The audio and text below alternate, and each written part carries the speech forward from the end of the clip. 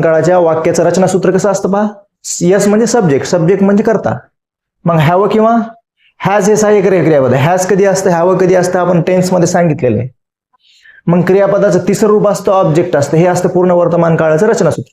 ज्यावेळेस हे वाक्य ऍक्टिव्ह मध्ये पूर्ण वर्तमान काळाचं असं असेल आणि त्याचा पॅसिव्ह बनेल तर ते असा बनेल. कसा बनेल, आधी ऑब्जेक्ट येईल, बारकाईने पहा, आधी काय येईल, मी जे सांगेल त्याच्याकडे लक्ष द्या, बाकीचे लिहिलेल्या वाक्याकडे लक्ष नाही.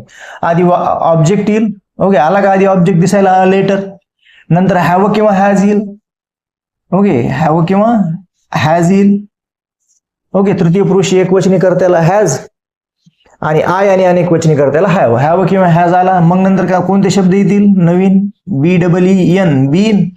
नंतर क्रियापदाचं तिसरं रूप आलंय दिसायला, मग क्रियापदाचं कितवं रूप, बीन. बीन नंतर क्रियापदाचं तिसरं रूप आलं, नंतर BY, बाय हा शब्द आला आणि मग नंतर सर्वनामाची द्वितीय आली. ओके, त्याला आपण काय म्हणतात, आय